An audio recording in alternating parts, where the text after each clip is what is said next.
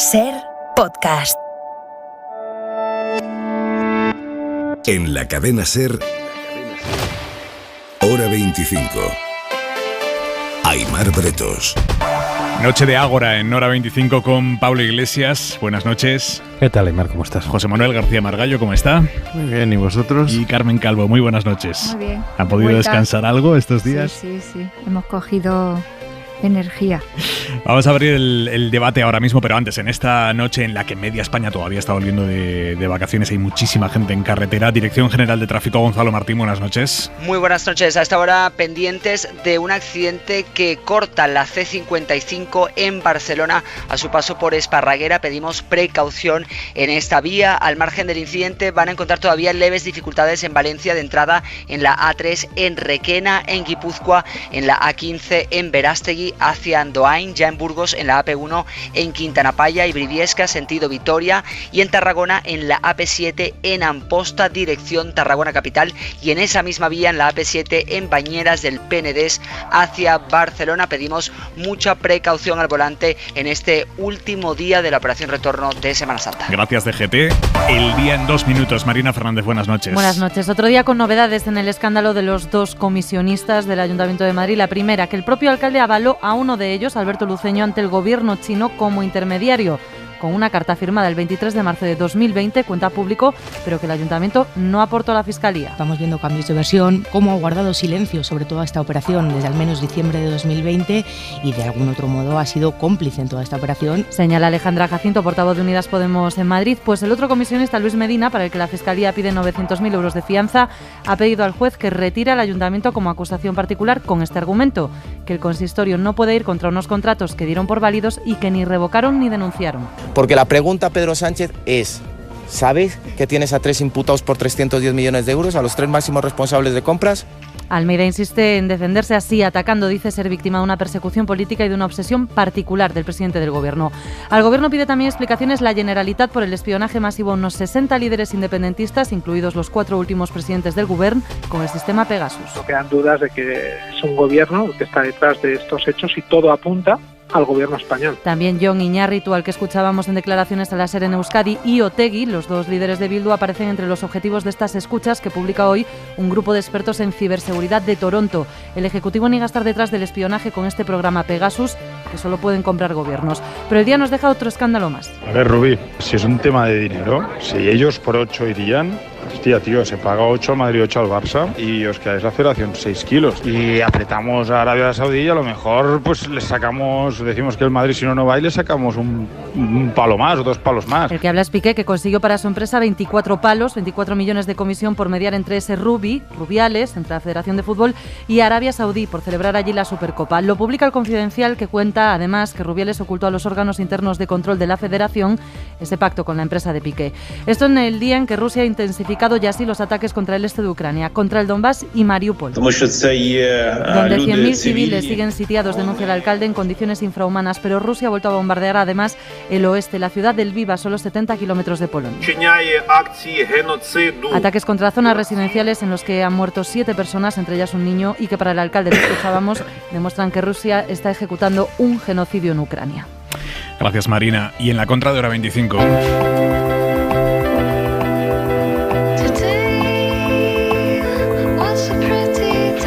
Manuel Javois, buenas noches. Hola, Aimar, buenas noches. ¿Estás cansado? ¿Qué tal la Semana Santa? Cansado. El peor día de la Semana Santa es el lunes, ya lo sabes. Suele pasar. Oye, Javois, ¿quieres hablar esta noche de Pablo González? Es el español que lleva casi 2 meses detenido en Polonia, acusado de espiar para Rusia. Está incomunicado. Amnistía Internacional pide para él garantías legales y cuando llegue, si es que llega, un juicio justo.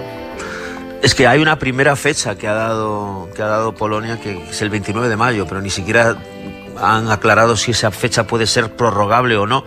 Y van 50 días, van a ser cuando llegue ese 21 de mayo, casi otros 50, y todos esos días en plena oscuridad y al abrigo de una legalidad muy, muy poco democrática, por la razón de que en esta vida, cuando alguien es detenido, su primer derecho es saber por qué, con acusaciones a ser posible argumentadas. Hasta el momento, lo que se sabe de Pablo González y más o menos lo que ha dado a entender Polonia en su acusación de espionaje es que él tiene efectivamente la doble nacionalidad, también es ruso, es nieto de uno de los niños de la Guerra Civil Española que fueron evacuados a Rusia, y supuestamente ese doble pasaporte, uno con nombre ruso y otro con nombre español, le ha condenado a una detención que irá para los 3 meses en los que no habrá podido ni ver a su familia. Yo entiendo que hay cosas mucho más graves que están ocurriendo en la invasión militar rusa en Ucrania, pero también entiendo que eso no justifica la vulneración de derechos humanos, no tampoco obliga a mirar para otro lado, ni impide la protesta por la situación de Pablo González.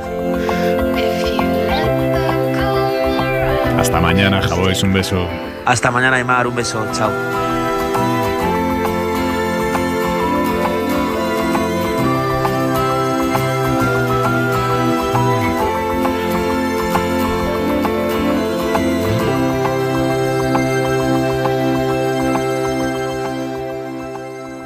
Vamos a empezar este tiempo de Ágora en Hora 25 con la noticia que hemos conocido esta tarde-noche sobre el escándalo de la estafa millonaria con las mascarillas de Madrid, de 2 comisionistas que hicieron su negocio gracias al contacto que les pasó el primo del alcalde de Madrid. Está contando Público que Almeida avaló con una carta al comisionista luceño ante el gobierno chino para que pudiera hacer sus negocios. El País ya contó en su día que había existido una carta así, firmada por Almeida. Ahora Público ha localizado en el sumario detalles muy concretos sobre ese escrito. Es una carta, Javier Casal, buenas noches. ¿Qué tal? Buenas noches, Aymar. Una carta que el alcalde de Madrid firmó el 23 de marzo, pero cuando se destapó todo el pastel del fraude, el Ayuntamiento de Madrid no la aportó a la Fiscalía. Ese documento se les olvidó.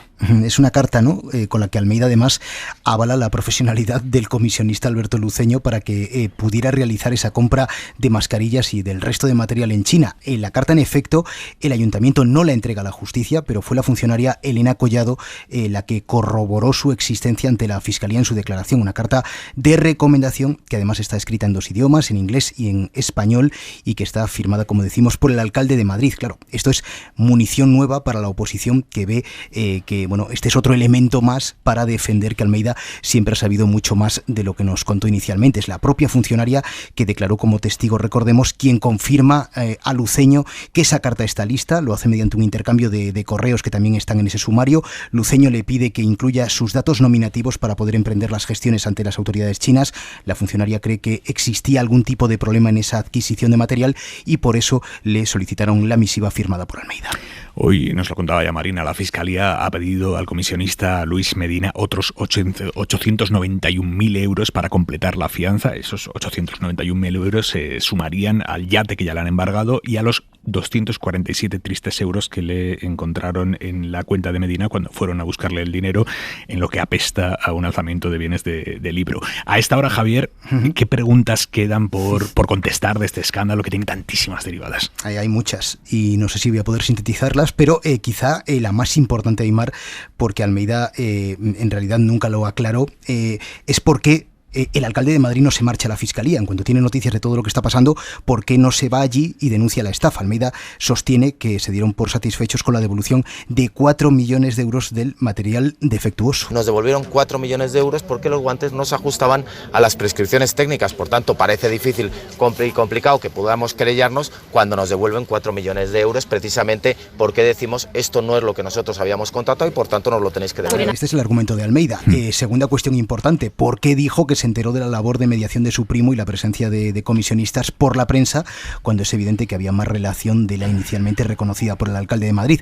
Ahora ya sabemos, Aymar, que hubo avales, que hubo llamadas telefónicas y que Luceño y Medina no eran precisamente unos desconocidos para el Ayuntamiento de Madrid. Eso hoy. Hace un par de semanas, la portavoz municipal de Almeida decía esto. Nosotros no contratamos con ningún intermediario, por supuesto no conocemos de ningún tipo de comisión.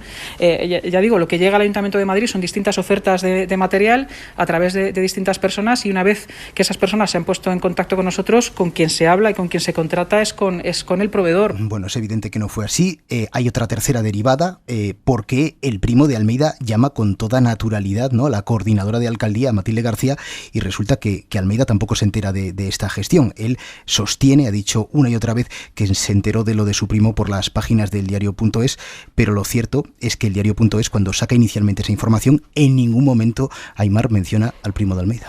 Javier Casal, gracias, buenas noches. Venga, buenas noches. Hoy Almeida ha insistido en que todo esto es una persecución de la izquierda contra él, azuzada por Pedro Sánchez. Que detrás de toda esta cuestión está el Partido Socialista y está Pedro Sánchez, que tiene una obsesión. Para mí es un motivo de orgullo que Pedro Sánchez me haya puesto en la diana de que Pedro Sánchez incluso se supera a sí mismo en cuanto a desparpajo y desvergüenza. Pedro Sánchez, 3 imputados, Ayuntamiento de Madrid, 0 imputados. Hay una responsabilidad política en Pedro Sánchez por tener a los 3 máximos responsables. El gobierno de Sánchez, 3 imputados. Pero el impuesto más alto que soportamos los españoles en estos momentos, el más injusto y el que más lastra a España, se llama Pedro y se apellida Sánchez. El presidente Pedro Sánchez en Antena 3 ha apelado hoy a Feijóo. Yo a la dirección nacional del Partido Popular aún no le he escuchado decir absolutamente nada de lo que estamos viendo en Madrid.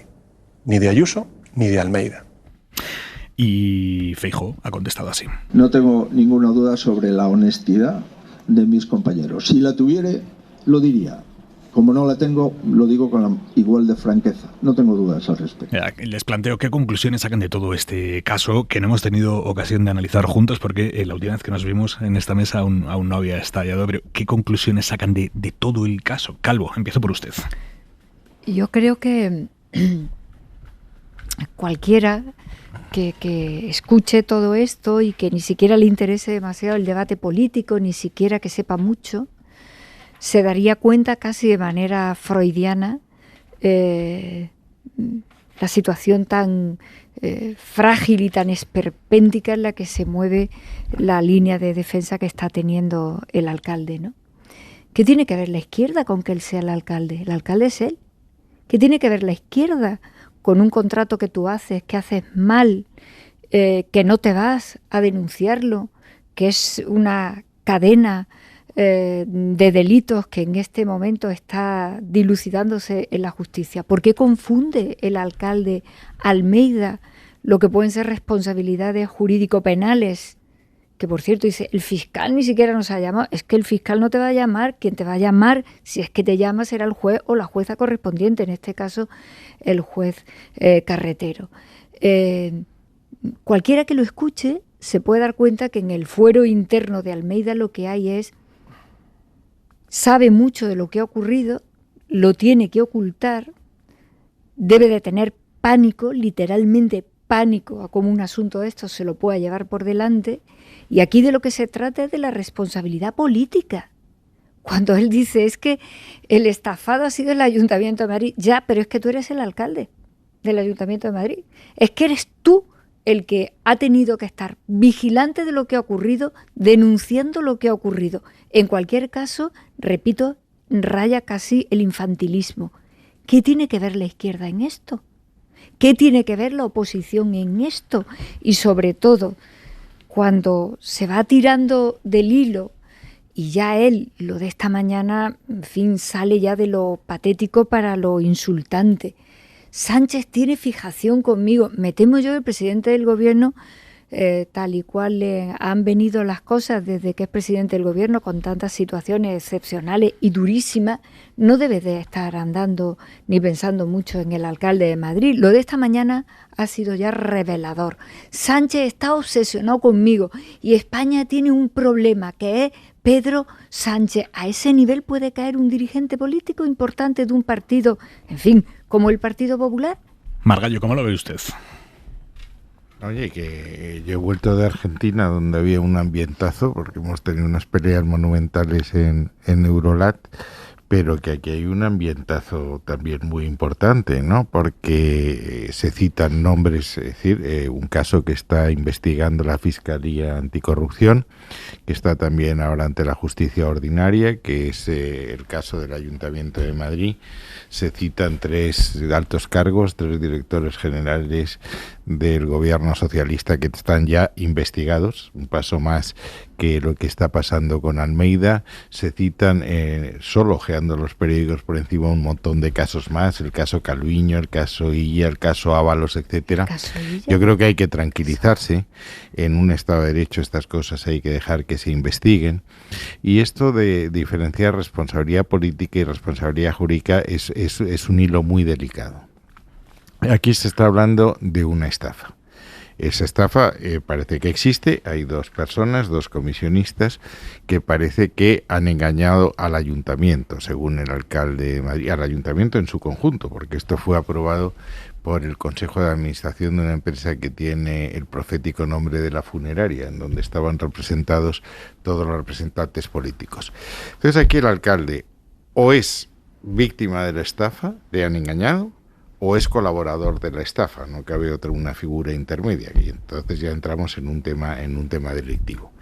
Entonces yo creo que sí, que hay que dejar que esto se investigue. Respecto a la politización de los casos, mire, yo llevo en política en el Congreso del año 1977, no he visto una sola investigación en un caso de estos temas, casos de corrupción, para entendernos clarísimamente, o caso de mala gestión de los servicios públicos, que no se haya politizado.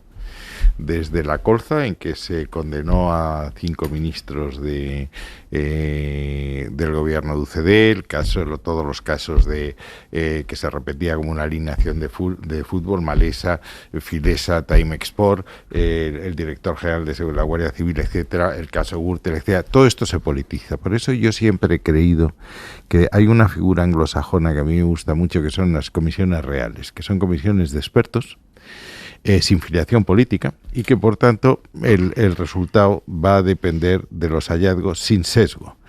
Yo no he visto una sola comisión de investigación en que eso no se dilucide los buenos contra los malos o los malos contra los buenos, es decir, que hay gobierno-oposición. Yo creo que hay que esperar. Esto ha sido un tema muy, muy serio. Ha sido la mayor crisis sanitaria desde la llamada gripe española del 18. Ha habido serias dudas sobre la gestión, incluidas las cifras, sobre la compra de mascarillas, sobre la gestión en sí. Hubo un momento que parecía que lo que se gestionaba era el relato. Hubo un general de la Guardia Civil que dijo que la misión de la Guardia Civil en aquel momento era minimizar las críticas contra el gobierno en las fake news. Todo esto está politizado. Yo creo que hay que esperar que la justicia se pronuncie, que se pronuncie con la mayor rapidez posible, y esa comisión de expertos, para que no se cometan los errores que se han cometido, que son explicables. Pero en Europa, Ursula von der Leyen dijo: mire usted, no lo hemos hecho bien al principio porque no teníamos competencias suficientes y que tenemos que crear más Europa que de la salud. Pues a lo mejor aquí hay que ver si los servicios públicos han funcionado bien, si la distribución de competencias es razonable, si la coordinación ha sido buena, y por qué dice Oxford University que de 48 países somos el 41 peor, y en materia económica el peor de todos. Pablo Iglesias. Yo creo que Margallo daba la dicotomía clave. Hay dos posibilidades: o al alcalde le han engañado, claro, o el alcalde ha participado de la estafa. Hipótesis primera: han engañado el alcalde es tonto. Es un señor que hizo una oposición muy difícil, abogado del Estado, y tomó tanto catovit haciendo la oposición que ahí se le terminaron de quemar las neuronas y quedó como un señor no muy listo al que le engañan unos comisionistas. Puede ser, puede ser. En la vida, digamos, cualquiera puede acabar siendo idiota. Y está la otra opción, que es que efectivamente sea un estafador. Desarrollemos esa hipótesis. Si fuera un estafador, lo que tendríamos es que el alcalde de Madrid habría utilizado un contexto de pandemia en el que estaban muriendo muchos ciudadanos en Madrid para que una serie de amigos suyos cobraran comisiones escandalosas que después utilizaban para comprarse yates y comprarse cochazos, al tiempo que su partido difundía el bulo de las residencias y aprovechaba la pandemia para intentar hacer caer el gobierno. Yo creo que aquí esto no es un problema de que sea munición para la oposición. Estos son crímenes gravísimos, y yo creo que en la época en la que, digamos, está tan de moda el populismo punitivo y se habla de la prisión permanente revisable, yo creo que hay que poner encima de la mesa que hay que endurecer el Código Penal para perseguir la corrupción. Los corruptos se tienen que pudrir en la cárcel, y yo creo que eso es una demanda ciudadana que se tiene que trasladar de una vez al Código Penal. Y aquí sí hay una consideración política. Si resulta que efectivamente tanto el señor Almeida, en la hipótesis de que sea un estafador, habría utilizado la pandemia para enriquecer a sus amigos, y en la hipótesis de que la señora Ayuso tampoco fuera tonta y fuera muy lista, y no es que le engañara a su hermano, sino que utilizara la pandemia para enriquecer a su familia, tendríamos que que decir que eran ingenuos aquellos que decían no, es que a Casado le han echado del PP por perseguir la corrupción, no, es que ahora Feijóo es un moderado y ha bajado los decibelios y es un centrista y hay que tenderle la mano y los partidos de Estado. Miren ustedes, yo creo que ya tenemos casos de corrupción suficientes para llegar a una hipótesis, yo creo que plausible, y es que el Partido Popular es una máquina de delinquir, una máquina de utilizar lo público para enriquecer a sus amigos. Y esto hay que perseguirlo con el Código Penal. No es fácil, porque la influencia que tiene el Partido Popular en la derecha judicial es enorme y disfrutan de unos niveles de impunidad absolutamente escandaloso. Pero al menos en lo político, yo creo que ya está bien de blanquear por la mañana al Partido Popular y luego lamentarnos por la tarde de que cada vez hay más casos de corrupción, porque yo creo que a los corruptos no se les puede blanquear como demócratas, aunque tengan votos. Es decir, sí, hay muchas veces que los corruptos dicen, miren, es que a mí me vota mucha gente. Ya, pues aunque a usted le vote mucha gente, usted es un corrupto y un sinvergüenza. Hablo siempre en clave de hipótesis, que yo no descarto que el señor alcalde de Madrid sea tonto y le hayan engañado, igual que a la presidenta de la Comunidad de Madrid. Pero sospecho que es muy difícil que alguien tonto llegue a ser alcalde de Madrid o presidente de una comunidad autónoma. Yo quiero volver a insistir en la dicotomía de la responsabilidad política y de la responsabilidad jurídica. Y además lo voy a hacer porque es que Almeida lo hace todos los días, a todas las horas. Cuando él dice, a mí no me han llamado a esa causa, de lo que se trata es de que rinda cuenta en términos políticos de qué es lo que ha ocurrido. Si ha cometido un delito, eso es código penal. Eso es código penal ya. Eso ya no es política, eso es código penal. Eso es que tendríamos a un cargo público que se ha convertido ya en un delincuente de sentencia. Eso es otra cosa. Lo que le estamos diciendo al señor Almeida es que la política mejora cuando los responsables políticos también rinden cuentas políticas de un asunto de esta naturaleza y de esta pinta, que es que ya hay dos personas que están siendo investigadas, que están ya delante de los tribunales porque ha ocurrido algo. No estamos en una hipótesis de mentideros, de falsas noticias o de insidia contra alguien que luego no hay nada. Y yo te pregunto, José Manuel, el caso Calviño, ¿qué es? El caso no, te digo Illa, lo que dice ¿qué la es? Estamos... No. Es que a ti lo de la historia te gusta mucho. Te remonta a los romanos, como sigamos así, una noche viene Viriato aquí a echarnos una mano, le da una vuelta a toda España, que se la acaba de dar a toda España, y aquí estamos hablando de una cosa muy concreta que está ocurriendo en este momento en el Ayuntamiento de Madrid, del que el alcalde Almeida habla hace 3 horas, estaba hablando, diciendo la majadería de que es que esto ocurre porque tenemos un problema que se llama presidente del gobierno constitucional y legítimo que le persigue a él. ¿Esta es la política madura que traía Feijóo? Pues yo mañana me apunto a la guardería infantil, porque si esta era la parte madura de la política, vamos a estar muchísimo mejor en Parbulito. Vale, de acuerdo. Y que además Feijóo debería decir algo, porque esto tiene también un tufo ajuste de cuenta interno en Madrid.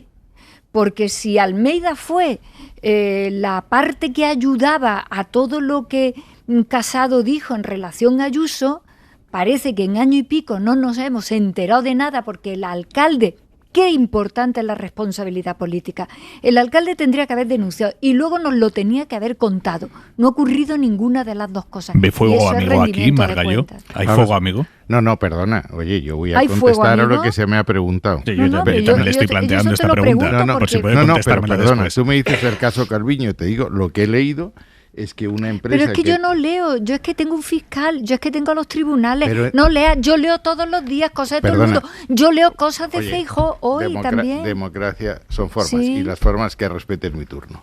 Tú me has preguntado qué es el Calviño, yo te digo lo que dice la prensa porque no tengo más, yo no tengo contactos con el fiscal ni conozco los secretos del sumario, por tanto me muevo como un eurodiputado de base. Inyección de 963.408 euros a una empresa que tenía unas pérdidas en ese momento de 1.052.009 y que se llama BE Digital, B Digital, que tenía como en aquel momento como encargado de marketing al marido de esta señora. No juzgo más, digo lo que he dicho. Tú me has preguntado, me has dicho que es el caso Calviño. Eso es que yo no estoy hablando de eso, yo estoy hablando de los tribunales. Tú me has preguntado el caso Calviño, yo te contesto el caso Calviño. Ahora, ¿qué hay fuego, amigo? No tengo ni la menor idea. Es que yo no tengo acceso a los sumarios, porque los sumarios por definición son secretos. Entonces no lo sé si hay fuego amigo o no hay fuego amigo. A mí me chocaría que hubiese fuego amigo en este tema.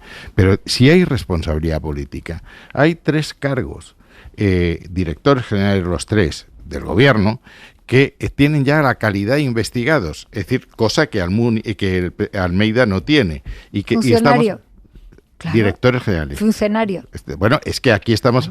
Perdón, es que si me vas a interrumpir continuamente, vamos a ver si la Semana Santa te ha tranquilizado. Es decir, hay 3 directores generales, alguien es responsable de esos directores generales, eso es responsabilidad política, y estamos hablando de 300 millones. Como no tengo datos, no puedo afirmar si eso es verdad o no, pero aquí lo que sabemos es que la Fiscalía Anticorrupción ha investigado durante 17 meses, que se prorrogó la investigación y que no se ha condenado por ahora a ningún funcionario, ningún trabajador del Ayuntamiento de Madrid. Eso es donde estamos.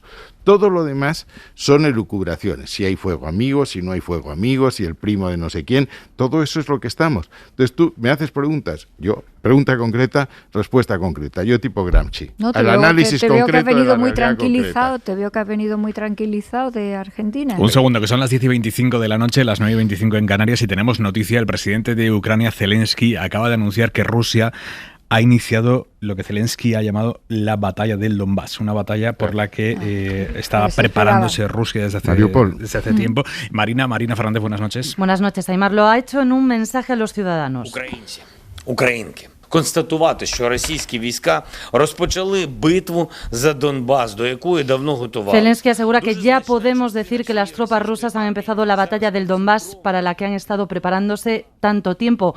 Hace días que tanto Ucrania como la inteligencia estadounidense vienen avisando de una inminente gran ofensiva rusa contra esa región del este, el Donbass, que Rusia considera independiente y que se quiere anexionar. Putin, de hecho, hace solo unos días ya avisó de que ese era su gran objetivo, que la guerra no iba a terminar, lo que él llama operación militar especial, hasta que se hicieran con el este de Ucrania, con la región del Donbass, y de ahí la retirada de las tropas rusas hace ya unas semanas de las zonas del norte de Ucrania. Se estaban reorganizando para lanzar esta gran ofensiva que, según Zelensky, acaba de empezar. Marina, gracias. Hasta luego.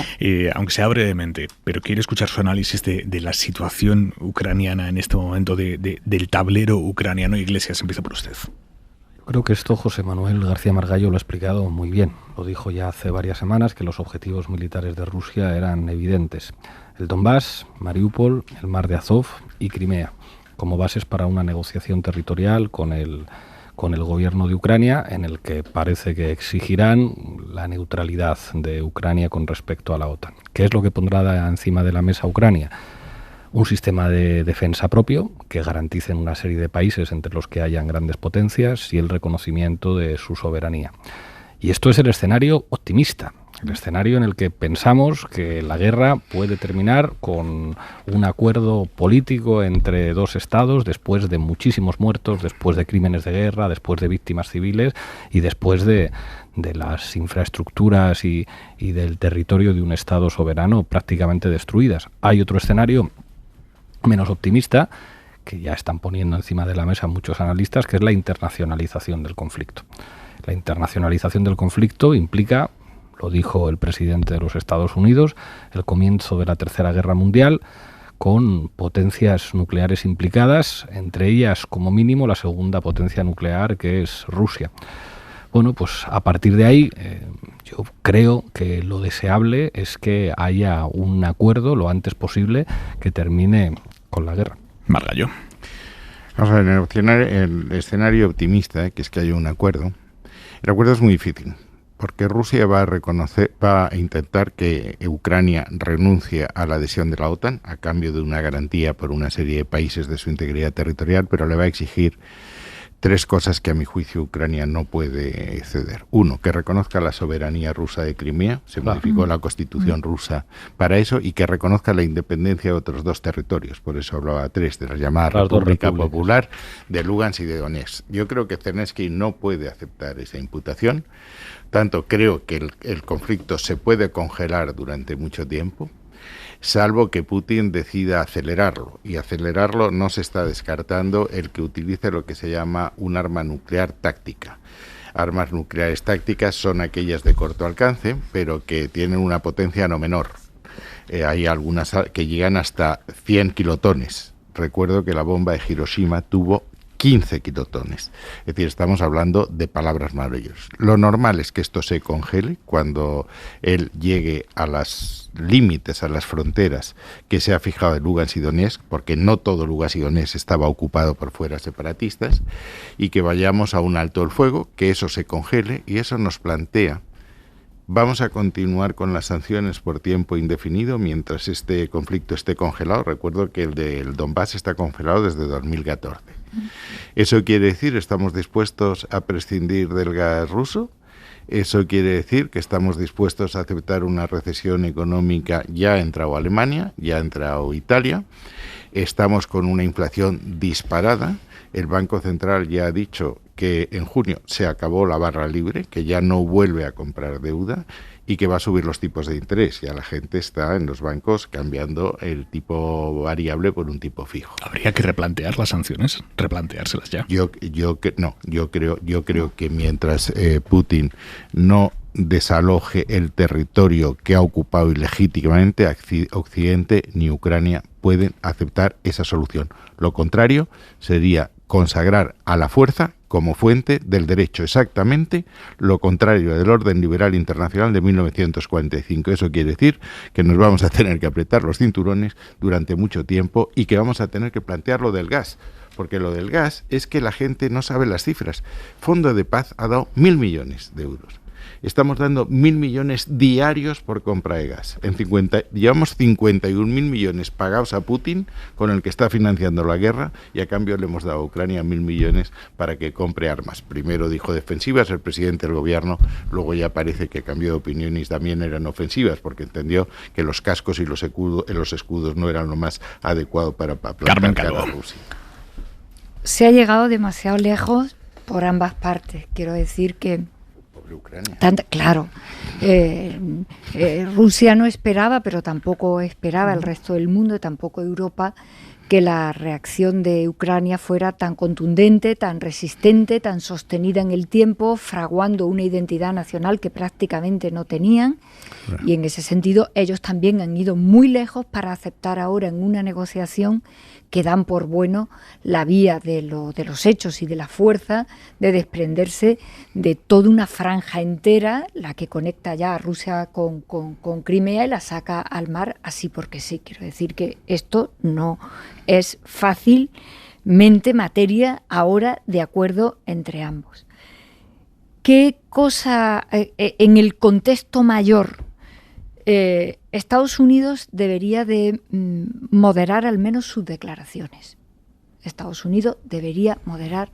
A mí particularmente no me gusta nunca cuando escucho a algún dirigente norteamericano importante, incluido el presidente Biden, subir mucho el tono con esto, porque creo que nos lo podemos permitir los europeos, empezando por nuestro gobierno, que tenemos esa guerra en las fronteras de un país que forma parte de Europa y que incluso pide entrar en Europa, pero me parece que no le corresponde a otros que no están en su territorio jugándose lo que nos estamos jugando. Es una temeridad nosotros. Que Biden diga Putin no puede seguir en el poder.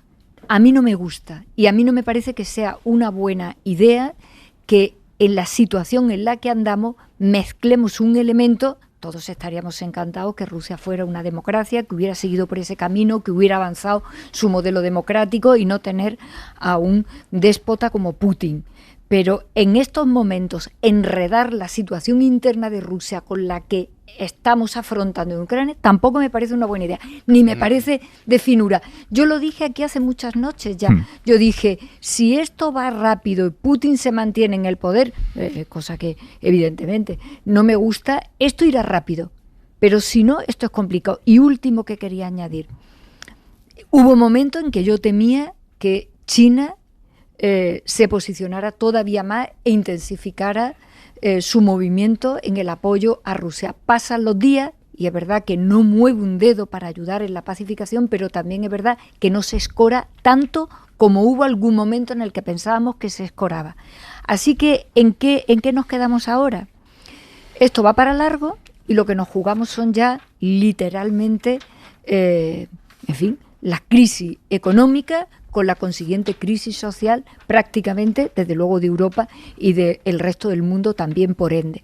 Es decir, que ahora sí que hay que reflexionar cómo eso está conectado y desde luego yo creo que Ucrania ha llegado demasiado lejos para poder aceptar ahora cualquier cosa que sería para Putin una victoria militar con la cual se conformaría y con la cual él no estaría contestado en el interior de su propio país. ¿Algún apunte más sobre el escenario ucraniano fugazmente? ¿Qué es un criminal de guerra? Lo es, y lo podemos decir nosotros. Y no lo están diciendo Estados Unidos, lo está diciendo el fiscal Karim Khan de la Corte y lo Penal tenemos que decir Internacional. nosotros. Segundo, que con Putin en el poder no va a haber acuerdo, eso me parece que es evidente. Ojo al 9 de mayo, que es la fecha en que ellos celebran el Día de la Patria, que es la victoria contra los nazis. Él tiene que aparecer con un triunfo militar y eso le puede obligar a acelerar y a ser todavía más cruel de lo que está haciendo, porque está haciendo lo que ha hecho Putin, ya lo había hecho en Grozny y Alepo. Tercero, yo creo que tenemos que prepararnos para un conflicto congelado en el tiempo, como está Nagorno-Karabaj, como está Transnistria, como está Palestina, etcétera, y nosotros tendremos que mantener las sanciones, y entonces tendremos que ir a otro sitio. China está haciendo mucho. China ha establecido, una de las sanciones financieras era expulsar a Rusia del SWIFT, del mecanismo de transacciones. Han montado un mecanismo bilateral, lo mismo que India, para hacer las transacciones con renminbis o con China. Y tercero, están pensando ya en poner en marcha el llamado Poder Siberia, que es un segundo gaseoducto al este de Mongolia para comprarle a Rusia el gas que Europa deja de comprar. O sea que sí está haciendo mucho. Iglesias fugaz. A toda velocidad. Decía antes Margallo, la fuente del derecho no puede ser la violencia. No. Sin embargo, el otro día, el responsable de la diplomacia europea, el señor Borrell, dijo, cito prácticamente literalmente, la suerte de Ucrania se resolverá en el campo de batalla. Eso es otra cosa. Bueno, si las cosas... Tienes que responder a una agresión, eso es distinto. Bueno, pero yo no sé si es razonable que el responsable de la diplomacia ponga el foco en el resultado militar. Los están matando. Pero que me vas a contar a mí, claro que los están matando, hombres, mujeres y niños y crímenes de guerra. Pero dejadme hablar.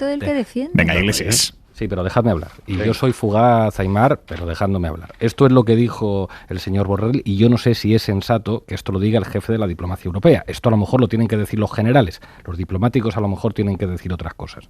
Es difícil ser optimista, porque incluso si Zelensky quisiera un acuerdo con Rusia, yo creo que su vida correría riesgo, porque hay suficientes grupos armados en Ucrania que no aceptarían que Zelensky negociara una paz con Putin. De hecho, él siempre se ha escudado en un referéndum que yo no sé si es viable realizar en Ucrania dadas las circunstancias del momento. El otro día en la base hacíamos un estudio de cómo se ve la guerra en Rusia y es terrible porque la popularidad de Putin ha aumentado muchísimo, la represión ha aumentado y la mayor parte de los rusos, incluso los que no votan a Putin, están de acuerdo con la invasión de Ucrania. Claro, en un contexto así, ¿qué es lo que no estaría mal hacer? No censurar al Vaticano.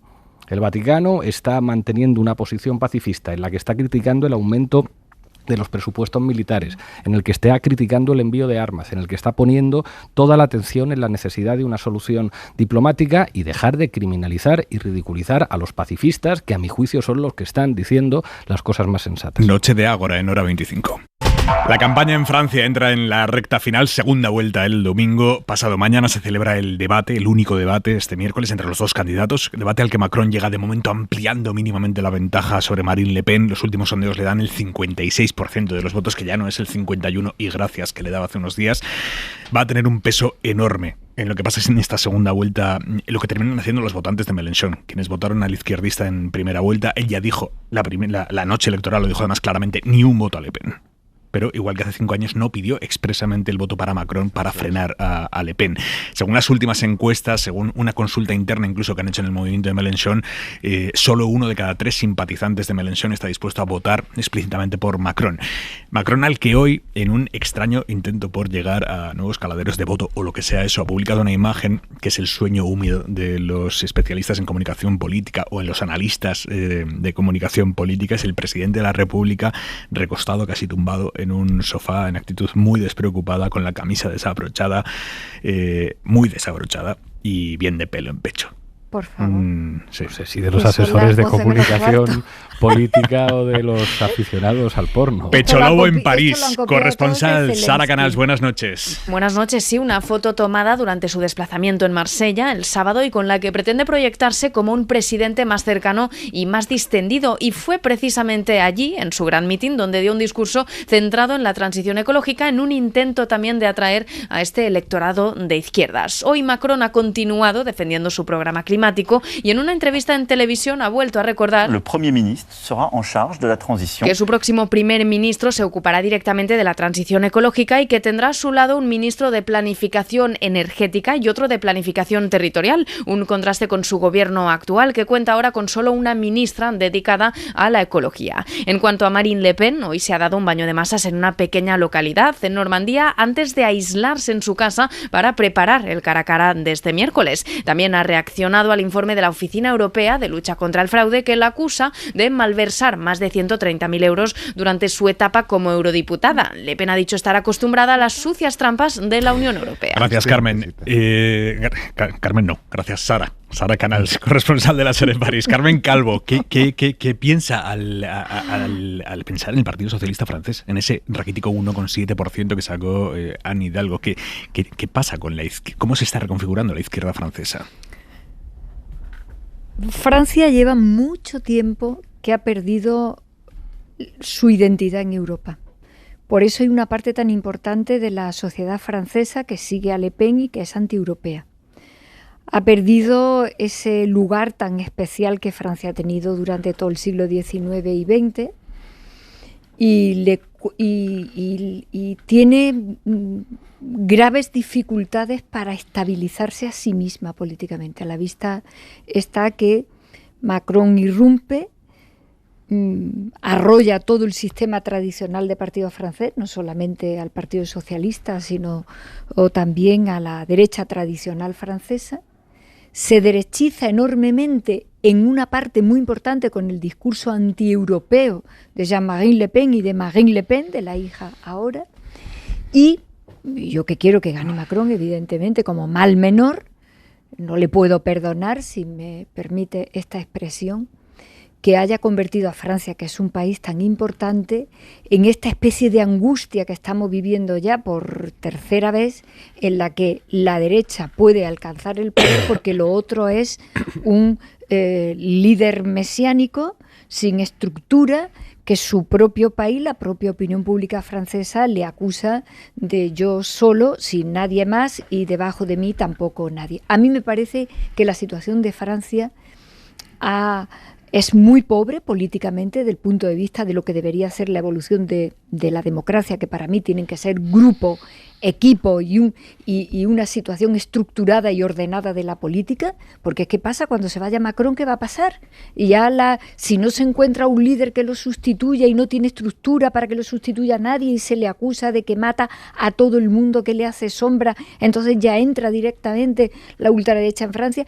Quiero decir con esto que asisto con mucha pena, muchísima pena, sabiendo yo, como sé, y he observado toda mi vida, que Francia es un gran laboratorio de ideas, que esté, en términos coloquiales, manga por hombro una estructura de ordenación de las corrientes políticas que me produce mucha pena, porque es que esto que vivimos con Francia es una angustia. O la gente de Mélenchon lo vota y se abstiene poco, que ahora dicen que en blanco, o se abstiene mucha gente, que es el voto más joven, el de Mélenchon, que evidentemente un voto progresista que no es capaz de captar ninguno de los dos grandes corrientes en este momento, que es Marine Le Pen y Macron, y a mí todo esto me parece un disparate y una pena tremenda por parte de un país tan importante como Francia políticamente hablando. Pablo Iglesias, si usted fuera francés, ¿votaría por Macron en la segunda vuelta? Yo sí. ¿Y pediría el voto por él? Pues no queda más remedio, bueno, claro. Eso, digamos que si fuera un dirigente político lo tendría que decidir el partido, pero yo sí votaría por Macron. Lo que pasa es que creo que yo no soy representativo. O sea, creo que quien ha tenido responsabilidades políticas puede hacer análisis sofisticados y puede decir a quién voto yo, aunque no me guste, porque eso contribuye a evitar que salga otro. Pero normalmente el voto es una cosa muy emocional y seguramente hay mucha gente en Francia y muchos jóvenes franceses que no son de extrema derecha, pero que han visto que Macron es el responsable de una ausencia de políticas sociales que les ha jodido la vida. Perdón por la claridad de la expresión. Y hay una cosa en la que estoy muy de acuerdo con Carmen, que es la solidez de los proyectos políticos. Yo creo que es temible que el Frente Nacional represente un partido organizado, con militantes, con cuadros políticos, con dirección política, y que lo que tenga enfrente sea una figura individual. Una figura individual que si de pronto desaparece o termina, no es evidente, digamos, que sus ideas estén sostenidas por un proyecto colectivo. ¿Está hablando de Macron o de Yolanda Díaz? No, estoy hablando de Francia, me estás preguntando. Si me preguntas por Unidas Podemos, hablamos de Unidas Podemos. Pero aunque los partidos es verdad que son una cosa llena de defectos, sí, yo creo que puede haber algo aún peor que un partido, que es la ausencia de que haya una máquina colectiva que haga cosas. Y esto no es un asunto menor en Francia.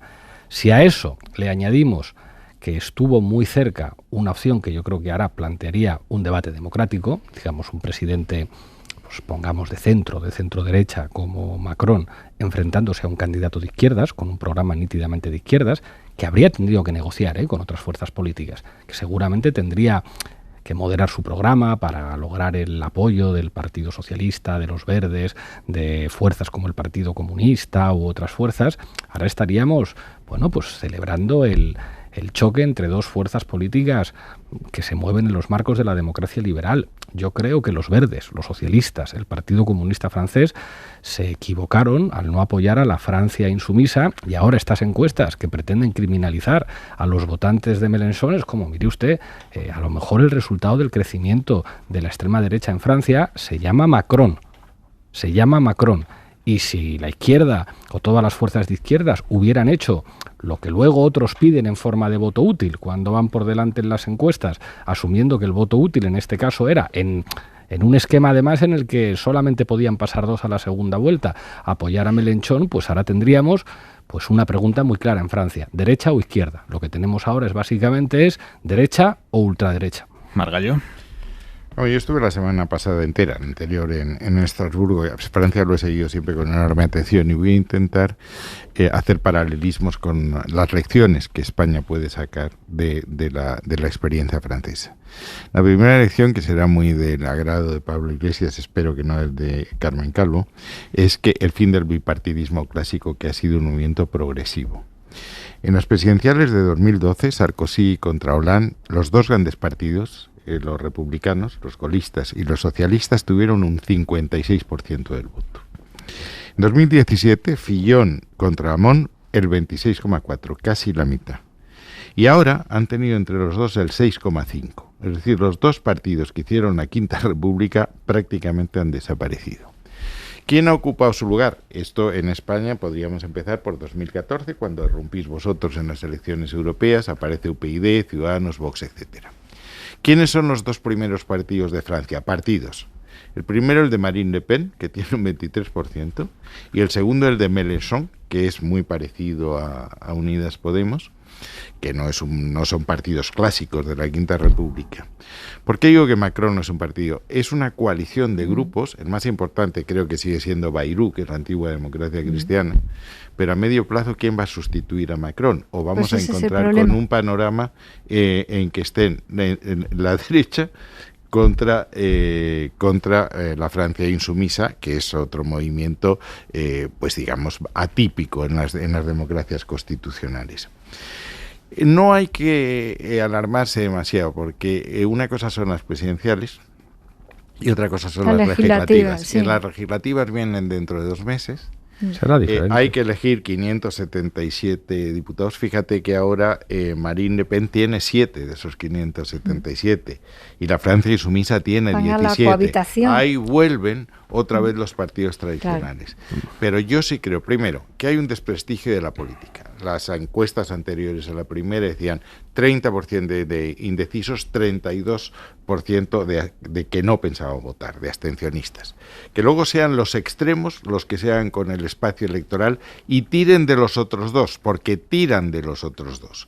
Es decir, Fillon hizo un giros, guiños a la derecha, y Hamon hizo gestos hacia la Francia Insumisa de Mélenchon, y han desaparecido los dos. Yo creo que los partidos tenemos que ser auténticos, tenemos que ser lo que somos, conducir mirando hacia adelante y no mirando tanto el guiño a la izquierda, el guiño hacia la derecha. Y luego hay una cosa, a mí lo que no me gustaría pensar, y le he dado vuelta a esto, incluso los días de Semana Santa que he estado más sola, más tranquila, Francia siempre se ha adelantado a los experimentos políticos.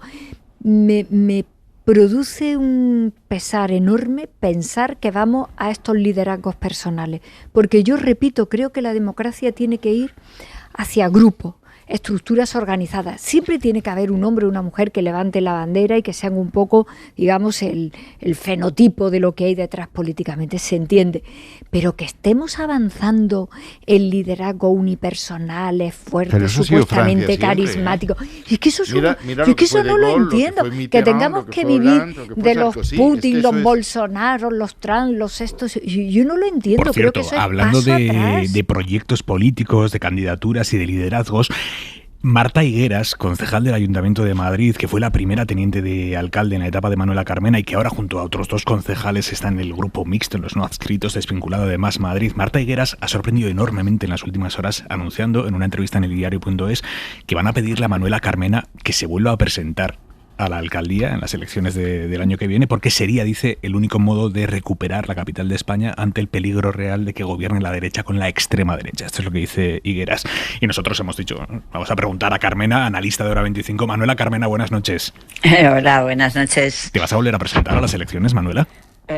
Por supuesto que no, pero yo, ya que me tienes, llevo todo el rato escuchando, bueno, quería saludar a José Manuel, a Pablo y a Carmen. Hola, ¿qué tal? Hola, ¿qué tal?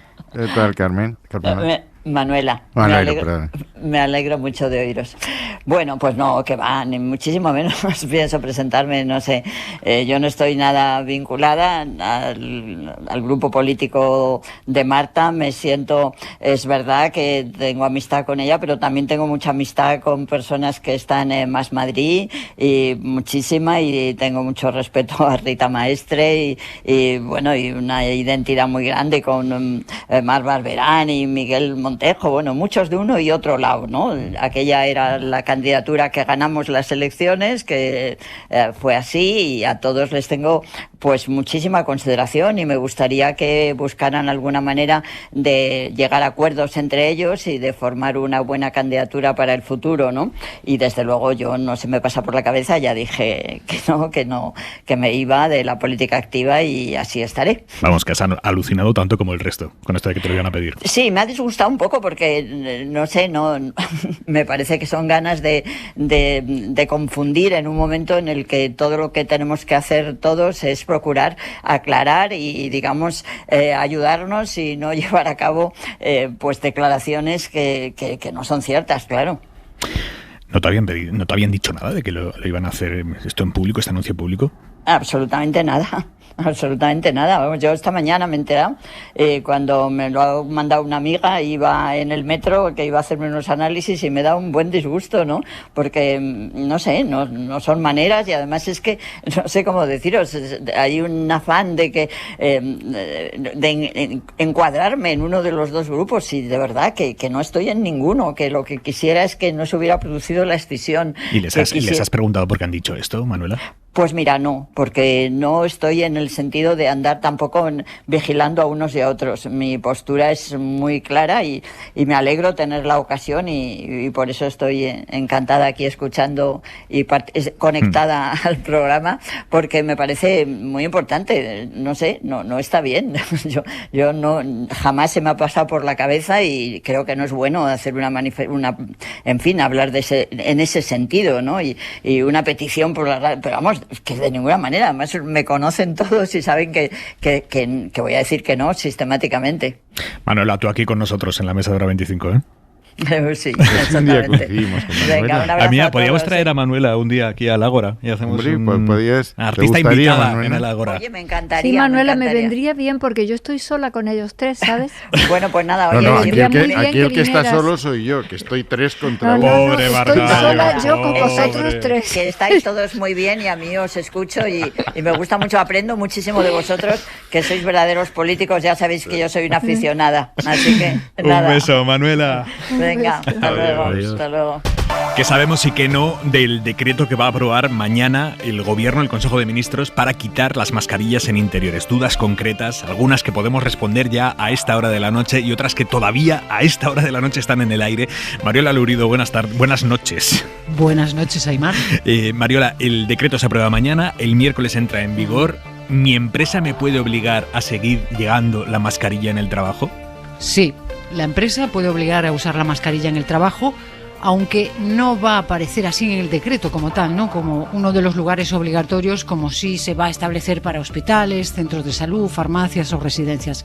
El Gobierno no se va a meter en regularla en el ámbito laboral, esa decisión la va a dejar a las empresas, van a ser los servicios de prevención de riesgos laborales los que evalúen la necesidad, la situación, si no hay distancia de seguridad entre los trabajadores, por falta de ventilación o mala ventilación, o el tipo de trabajo, si es atención al público. Las empresas lo pueden hacer aplicando el artículo 17 de la Ley de Riesgos Laborales. Si entro en una tienda sin mascarilla, ¿el dueño me puede exigir que me la ponga? No te lo puede exigir. La mascarilla se va a suprimir de todos los interiores, salvo en estos espacios vulnerables que citábamos antes. Otra cosa es que hagamos un uso responsable de la mascarilla, que es lo que nos recomiendan las autoridades y los expertos. Si la tienda está llena de clientes y no se puede mantener ese 1,5 metros, lo prudente es ponérsela. Y se recomienda también, claro, está en las aglomeraciones, en los centros comerciales. La persona que te atiende o la que está en la caja sí puede estar obligada a llevarla por orden de la empresa, como comentábamos. Si trabajo de cara al público y quiero seguir llevando la mascarilla, no quitármela, sino seguir llevándola, ¿el jefe me puede obligar a que me la quite por una cuestión de imagen de empresa? No, la mascarilla se acaba a partir del miércoles. A ver, espera, que me estoy liando. Esto es una de las dudas, ¿no? Es una de las dudas que tenemos y un conflicto que se puede plantear. Hemos consultado a expertos en servicios jurídicos y nos dicen que la empresa te puede obligar a quitártela, aunque el empleado puede recurrir después a la justicia si ve lesionado su derecho a la salud, porque la pandemia no se ha acabado y así lo dice la OMS, ¿no? Así que en este caso, si tú quieres llevar la mascarilla, aunque la empresa diga que no, podrían ser al final los jueces los que dirimieran la confrontación, ¿no? El enfrentamiento entre los derechos del trabajador o de la trabajadora y la empresa. En una clase, en una escuela oficial de idiomas, donde sea, ¿el profesor me puede exigir que me la ponga? Sí, no te puede exigir que te la pongas. La mascarilla se acaba a partir del miércoles, no solo en los colegios, sino también en la universidad o en cualquier escuela, en una academia. Pero aquí vuelve lo que decíamos antes, ¿no? La recomendación del uso responsable de cada uno si los alumnos están muy juntos o si no hay una ventilación adecuada. A los profesores mayores o con problemas de salud, pues que claro está, se les aconseja que la mantengan y continúen protegiéndose con ella. En el transporte público siempre puesta. Siempre, obligatoria en todos los medios de transporte público, sin excepción alguna, autobuses, metro, tren, avión, barco, también taxi, VTC. Ahora ya es obligatoria en el transporte y el decreto actual incluye también pues los andenes y todos los espacios que rodean a las estaciones de viajeros, por ejemplo. Y en el gimnasio, que no paramos de exhalar aire con toda nuestra potencia. Bueno, en el gimnasio fuera mascarilla, lo estaba deseando mucha gente que hacía deporte en locales cerrados, que es muy incómoda, así que desde el miércoles te podrás machacar, Aymar, sin mascarilla. Tú me ves a mí machacando. No sé, ni con ni sin. Mariola, gracias. Yo te animo, ¿vale? Ya sé que cuento con tu apoyo moral. Un beso, Mariola. Venga, chao. Se suman ahora 25 los oyentes que han estado escuchando Carrusel, como el Barça se la ha pegado en el Camp Nou contra el Cádiz. Yago de Vega, buenas noches. Hola Aymar, ¿qué tal? Muy buenas. Sí, era el último partido de la 32ª jornada de Liga en Primera División. Acababa con ese Barça-Cádiz. El Barça que venía de jugar Europa League frente al Eintracht de Frankfurt y que caía eliminado con 35.000 alemanes en la grada. Ha habido algunas protestas antes del inicio del partido y al final le ha vuelto a salir todo mal al Barça, le ha vuelto a salir todo mal a Xavi. Ha ganado el Cádiz 0-1. De hecho, es una victoria histórica porque jamás en la historia el Cádiz había ganado en el campo del Barça en competición liguera. Había empatado en 2 ocasiones y en esta ocasión una victoria que además le sirve al equipo de Sergio González para salir del descenso. Es una victoria capital. Se pone 2 puntos por encima del descenso y el Barça que sigue en la pelea por la segunda posición, pero desde luego la imagen muy triste. Nos escuchamos ahí media, Yago. Hasta luego. Y se acaba la Semana Santa y se termina también el calor de los últimos días. Jordi Carbó, buenas noches. Buenas noches, la verdad es que ha sido bastante ideal. Hasta hoy mismo todavía temperaturas casi de verano, donde todavía hoy era fiesta, pero se acaba esta fiesta, podríamos decir, porque sí que ya esta noche empieza a cambiar el tiempo. De entrada, las tormentas que ahora mismo están afectando sobre todo al sur de la Ibérica, el interior de la Comunidad Valenciana o también Castilla-La Mancha, durante la madrugada se irán debilitando. Son el primer indicio del cambio que llega, que ya avanzada la madrugada va a dar lugar a nuevas tormentas, esta vez en Castilla y León. Insistimos, de madrugada y mañana, con el paso de las horas, las nubes de tormentas se irán desarrollando prácticamente por todo el país. Como pasa siempre con estas situaciones, no lloverá en todos sitios, pero los chubascos ahí donde se presenten serán intensos. Además, irá acompañado de un descenso de temperaturas. Nos podemos olvidar ya de la ropa de verano, mejor de entretiempo, incluso que nos abriga un poco. La idea es que va a bajar tanto la temperatura que mañana, por ejemplo, durante la tarde, en las montañas de la mitad norte de la península, ya nevará tan solo a 800 metros. Hasta mañana, Carbón. Buenas noches. Hora 25. Aymar Bretos. Hay un escándalo que crece a medida que pasan las horas y es el del espionaje a decenas de líderes independentistas catalanes y también vascos. Un grupo de expertos en ciberseguridad de Toronto ha destapado que alguien, no se concreta quién es, usó Pegasus, que es un programa de espionaje israelí que solo lo pueden comprar los gobiernos. Alguien usó ese programa de espionaje para meterse en los teléfonos del actual presidente de la Generalitat, Pere Aragonès, también de sus antecesores y de otros dirigentes de Esquerra, de Junts, de la CUP, miembros de las 2 principales plataformas independentistas. En total, más de 60 teléfonos de dirigentes, abogados, activistas independentistas que habrían sido atacados con este programa de espionaje entre 2017 y 2020. Y no solo catalanes, les decía, también vascos. El programa Pegasus se usó también para espiar los teléfonos de dirigentes de Bildu como Arnaldo Otegi o Jon Iñárritu. A este último, por cierto, diputado actualmente, se le espió antes de ayer, en diciembre de 2020. Hemos hablado con él en la SER esta noche. Pide explicaciones al gobierno que lo era en 2020, el gobierno de Pedro Sánchez. Pues estamos ante el mayor caso del mundo de espionaje político certificado, lo que evidentemente es un escándalo mayúsculo, es un escándalo que el gobierno ya está tardando en aclarar. Hay que tener en cuenta que este ataque masivo se ha producido durante este gobierno del Partido Socialista y de Unidas Podemos. En mi caso es el de diciembre del 2020. Por lo tanto, ya digo que el gobierno está tardando en esclarecer quiénes fueron los responsables de este ataque ilegal y masivo contra disidentes y contra oponentes políticos. Y por nuestra parte, pues tomaremos las medidas oportunas. No tanto el Ministerio del Interior como la Policía y la Guardia Civil, preguntadas por la cadena SER, nos aseguran que nunca han contratado con la firma israelí NSO Group, que es la empresa proveedora de este programa de ciberespionaje, cosa que ya nos dijeron cuando salió a la luz el espionaje al entonces presidente del Parlamento catalán, Roger Torrent, también Ernest Maragall. Nos dicen, todas las intervenciones de comunicaciones se hacen bajo orden judicial y pleno respeto a la legalidad. Eso es lo que nos dicen en Interior y es más o menos la misma línea con la que nos contestan desde el CNI, desde el Centro Nacional de Inteligencia. Nos dicen, siempre se actúa con pleno consentimiento al ordenamiento jurídico y con absoluto respeto a la legalidad vigente. Entonces, ¿quién ha sido? ¿Quién se ha dedicado a espiar a 60 líderes independentistas, nacionalistas, catalanes, vascos, y cómo funciona Pegasus, ese programa israelí de espionaje que teóricamente solo pueden comprar y usar gobiernos. Javier Gregori. Pegasus es un programa informático de espionaje que, al contrario que la mayoría de ellos, no necesita ninguna acción del usuario, como por ejemplo abrir un archivo adjunto para poder acceder a nuestro teléfono móvil o a nuestro ordenador personal. Además, es capaz de entrar en los teléfonos inteligentes de forma totalmente invisible para el usuario, y aquí radica su doble peligrosidad, como explica la cadena SER Rafael Fernández Calvo, informático experto en seguridad y miembro de la Internet Society. Simplemente con recibirlo ya está infectado, puede acceder a todos los datos, puede incluso encender el micrófono y encender la cámara de vídeo. Y el afectado nada puede hacer, solo cambiar de teléfono. Porque si no, no hay ahora mismo herramientas para detener o para eliminar este programa. En total, más de 10 países podrían haber comprado este programa espía a la compañía israelí que lo ha desarrollado. Se llama NSO. Esta compañía dice que no se lo ha vendido a ningún gobierno que no cumpla con los derechos humanos, pero se sabe que ya lo tienen países como Ruanda, Arabia Saudí o Emiratos Árabes Unidos. Ya que tengo en la mesa a miembros de los dos últimos gobiernos de España, les planteo abiertamente, ¿se espió o se ha espiado o se espía desde el gobierno de España o desde los servicios de inteligencia españoles a dirigentes independentistas en España? Carmen Calvo. Yo voy a preguntar, yo estoy en los 60 esos. Esto es tan fácil, ¿no? Vamos a ver. Esto, según las fechas, yo es por preguntar, esto se contrata en el 2017. Son espionajes que van desde el 17 Sí. hasta el 20.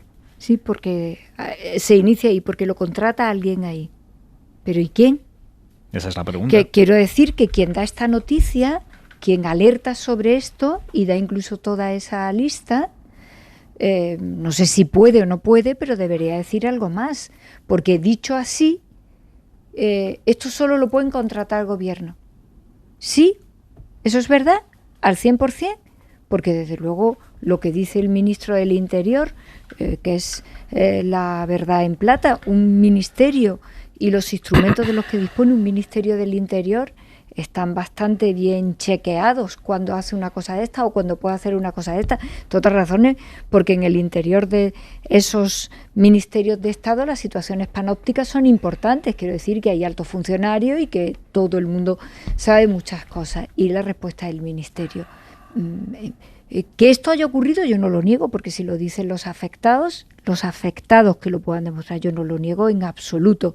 Que no me parece, desde luego, que un gobierno pueda espiar a nadie, por supuesto, ni este ni ninguno, pero que desde luego el gobierno de España, al menos en la parte en la que yo pueda contestar o saber, en absoluto. Yo recuerdo que estos comentarios se hacían de otros países y de otra gente que había visto sus teléfonos asaltados y nadie pensaba más que en hackers muy potentes para entrar. Yo recuerdo un ataque que se hizo al Congreso de los Diputados un día que casi se nos cae toda la red con todas las votaciones, que nos habría puesto en un problemón del demonio y nunca pudimos averiguar en toda la política que hay de ciberdefensa de nuestro país, que la hay y muy buena, por cierto, nunca pudimos, por ejemplo, averiguar aquel ataque. ¿Cuándo fue eso? Pues eso fue a principios del año 20. Yo recuerdo que si se nos cae, votaciones invalidadas, registros, no pudimos nunca averiguar, porque en la Ley de Defensa Nacional y en las estrategias de seguridad nacional, las estrategias de ciberdefensa son muy importantes. Evidentemente, si alguien dice esto existe, se han contratado, ha ocurrido, seguramente será verdad. Pero apostar porque eso lo compra un gobierno, lo hace un gobierno y tiene que rendir un gobierno, en fin, de un país como el nuestro, bastante riguroso y bastante civilizado, me extraña. Y luego sí que quiero decir algo, porque a mí me parece, lo que dice Iñárritu, yo lo puedo entender al diputado Iñárritu, como es lógico, ¿no? Pero a mí que Puigdemont haga una rueda de prensa, que se pasa por el forro toda la justicia española para un asunto como este, ya no me produce la misma sensación, por ejemplo, de respeto que pueda tener en las quejas que puedan tener cargos públicos españoles que en este momento, en la legalidad, evidentemente se puedan quejar por lo que haya ocurrido. Pablo Pero Iglesias. desde luego, lo que dice el Ministerio del Interior en este sentido es la verdad pura y dura. El Gobierno de España no puede hacer ese tipo de contratación. Iglesias carraspea por aclarar la voz o porque no está de acuerdo. Varias cosas. En España es ilegal, sin autorización judicial, espiar el teléfono a nadie. Primera cuestión. Segunda cuestión, como parece evidente que se ha espiado con una tecnología a la que solamente tienen acceso los estados, yo creo que tanto el ministro del Interior como la ministra de Defensa, responsables de Policía, Guardia Civil y del CNI, tienen que comparecer a petición propia en el Congreso de los Diputados y responder a todas las preguntas. A partir de ahí, ¿qué creo yo que puede haber pasado y qué va a pasar? Y hablo por experiencia propia. El coronel Pérez de los Cobos, guardia civil, al mando de la Guardia Civil en la Comunidad de Madrid, a partir de un bulo de la ultraderecha que decía que yo había estado en el supermercado de enfrente de mi casa sin mascarilla y sin guantes, mandó un operativo de guardias a pedir las grabaciones sin autorización judicial de este supermercado. Esto era una acción ilegal. ¿Esto lo hacía bajo órdenes de Marlaska? No, lo hacía por su cuenta. En mi casa la Guardia Civil colocó una cámara, en teoría para vigilar quién entraba y quién salía, y por un vecino nos enteramos que desde Internet se podía acceder cualquiera a las imágenes de la puerta de nuestra vivienda, de manera que cualquier persona podía ver quién entraba y quién salía de nuestra casa. ¿Esto ocurrió así bajo las órdenes de Marlaska? Yo creo que no. Y a partir de aquí creo que estoy ya diciendo muchas cosas. ¿Qué es lo que yo creo que deberían hacer el Ministerio del Interior y el Ministerio de Defensa? Hacer una investigación interna y que rueden las cabezas que tengan que rodar. Cualquier agente de nuestro país, cualquier guardia civil, cualquier policía que sin recibir órdenes directas del ministro haya podido espiar a políticos catalanes o a políticos vascos, no puede volver a vestir un uniforme de la Policía Española, de la Guardia Civil o ocupar una responsabilidad en el Estado jamás. Y ahora, la última hipótesis. ¿Se va a hacer esta investigación interna y van a caber cabezas? No. Eso no va a ocurrir. Porque con el Estado profundo no se ha atrevido ningún gobierno en este país. Margallo. Ahora, esto es una cuestión de una extraordinaria gravedad. Es decir, que los poderes públicos tienen que operar solo en el marco del Estado de Derecho es el principio básico de una democracia liberal. Hubo un debate muy parecido al principio de la democracia, que fue el caso de los GAL, la famosa X. Es decir, se había actuado de forma ilícita, de forma ilegal para combatir el terrorismo, que entonces estaba siendo muy duro. La postura que mantuvimos muchos de nosotros en aquel momento era que contra el terrorismo, y no estoy hablando en este caso de terrorismo, había que actuar solo con la ley, pero con toda la ley. Actuar fuera de la ley, como en este caso, insisto, es dinamitar el Estado de Derecho. Yo creo que ahí hay que hacer una investigación muy seria. Yo no creo que un ministro o el director del CNI pueda tomar una decisión de este tipo por sí ante sí, y desde luego mucho menos al escalón inferior al que se refiere Pablo Iglesias. Es decir, estamos ante una información muy, muy grave que exige que se depure en su totalidad y de forma inmediata.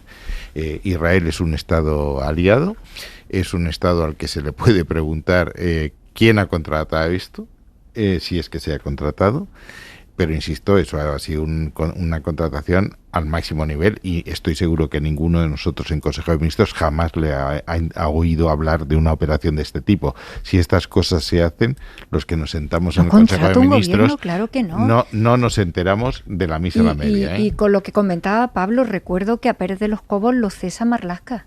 Pero hombre, que Pérez de los Cobos con un problemón tremendo en el que quienes nos dedicamos al derecho nos quedamos atónitos, y las cosas salieron bien porque se fue a los tribunales. Y en primera instancia le dieron razón. Efectivamente, se fue a los tribunales a pleitear que tenía una exigencia de derecho a que lo siguieran nombrando en un cargo de libre designación, que yo recuerdo muy bien la situación que vivió el ministro Marlaska. Y pudo el ministro Marlaska, como era lógico, contar con los cargos de su confianza y cesar a Pérez de los Cobos. que eso lo tuvimos que vivir. Y bueno, en el recurso que volvió a poner, las cosas se pusieron en su sitio porque además desde el punto de vista del derecho administrativo, aquello podría haber sido escandaloso que algún tribunal en última instancia le hubiera dicho a los cargos públicos españoles que no hay cargos de confianza. Solo faltaba. Tremendo. Pero a mí me gustaría, porque evidentemente esto es importantísimo, o sea, que se metan en tu teléfono y que te espíen a cualquier ciudadano, pero es que estamos hablando de cargos públicos, es decir, que te comunicas sobre intereses generales, bienes públicos, decisiones importantísimas. Tremendo. Pero esto fue Watergate, ¿eh? Claro, ¿no? Y ir por orden. ¿Solo se le contrata a gobiernos como tales, o alguno que en nombre del gobierno contrata y el gobierno lo tiene en descontrol? Todo esto conviene que lo sepamos, Carmen, porque además esto empezó, Watergate empezó por un espionaje del Partido Republicano en el cuartel general demócrata y fue escalando hasta arriba hasta que tuvo que dimitir el presidente Nixon. Sí, pero quiero hablando de cosas menores, ¿eh? Quiero decir que para tranquilidad de la gente habrá que evidentemente hacer todo tipo de investigaciones. El gobierno como tal no contrata esto ni investiga. Si hemos tenido en este país grandísima polémica y una comisión de investigación en el Congreso por la utilización de los recursos del Ministerio del Interior contra tus adversarios políticos. Bueno, esto es mucho más serio que eso, ¿eh?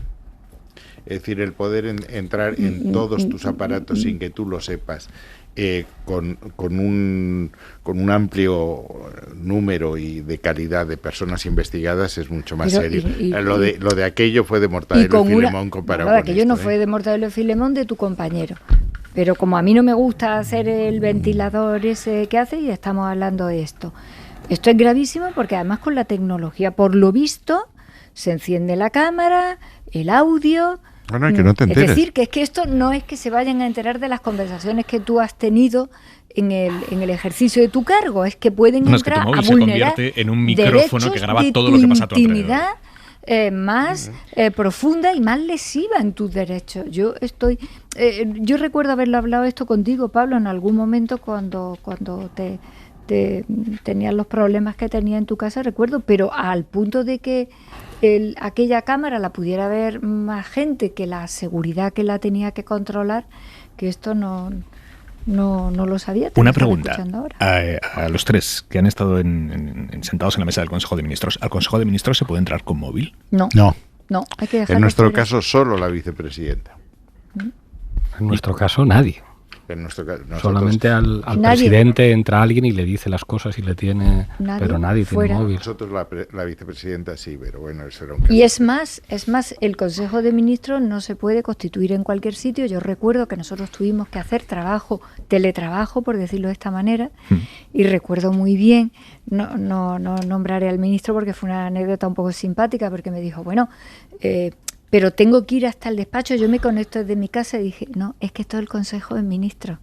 Consejo de Ministros solo te puedes conectar por la red encriptada que está en tu despacho, porque tú en tu despacho, en tu pantalla, estás dentro del órgano jurídico que se llama Consejo de Ministros. Así que desde tu casa no, tienes que ir al despacho porque nadie puede acceder a lo que nosotros estamos. Es más, las recomendaciones que yo cursé en ese momento como ministra de la Presidencia fue fuera del despacho mientras que estéis conectados al Consejo de Ministros. En tu despacho en ese momento ni un secretario, ni una secretaria, ni un ayudante, ni nadie. Tienes que estar completamente solo en tu despacho. Por cierto, quien reedita Despacho, mañana Fernández Mañueco, presidente de Castilla y León, va a ser investido presidente, primer gobierno PP-Vox. Mañana eso Feijóo no va a ir.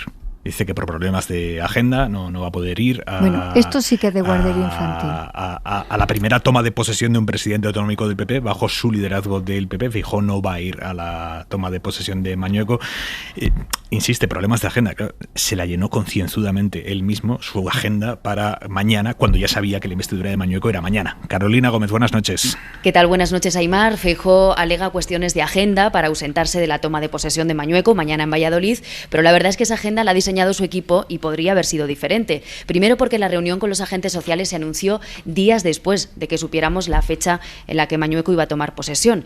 Y después porque hay fuentes sindicales que reconocen a la cadena SER que el PP no dio margen para cambiar el día, que tenía que ser el martes. Desde la patronal también aseguran que si Feijóo tenía otros compromisos, la fecha se hubiera podido cambiar sin problema, como se ha hecho otras veces. El propio Feijóo insistía esta mañana en que esa reunión es lo que le impide estar en Valladolid. Usted sabe que en este momento tengo un doble compromiso. Soy presidente de la Xunta de Galicia y soy presidente nacional del Partido Popular. Y justamente mañana tengo a los agentes sociales convocados. Dicen en el PP que Feijóo está centrado en lo prioritario, que es la economía, y que esa reunión con los agentes sociales le va a servir para alimentar el plan económico y fiscal que le va a trasladar a Sánchez esta misma semana. Un plan que está elaborando el consejero de Hacienda de Andalucía, Juan Bravo, y que apuesta por la bajada de impuestos. Un planteamiento ese, el de la bajada de impuestos, que él mismo prometió cuando recuperó la Junta de Galicia para el PP en 2009 y que tardó 13 años en cumplir. Punto y 25.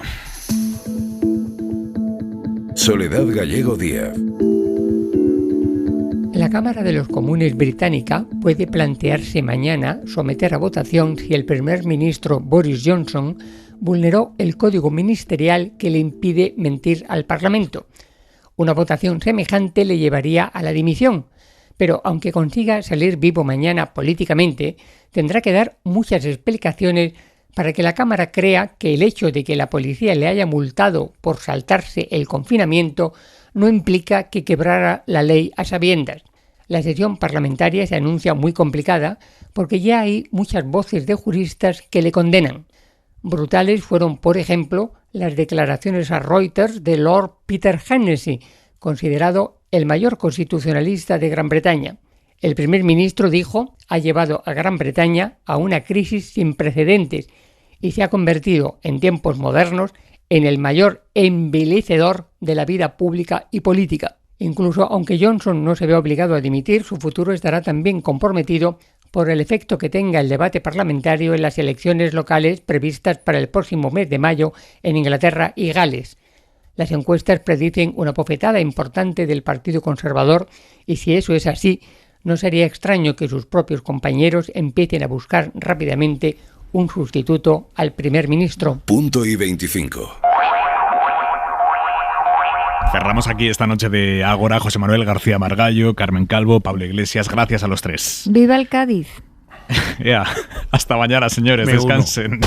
Suscríbete a Hora 25. Todos los episodios y contenidos adicionales en la app de Cadena SER y en nuestros canales de Apple Podcast, Spotify, iVoox, Google Podcast y YouTube. Escúchanos en directo en la SER de lunes a viernes a las 8 de la tarde.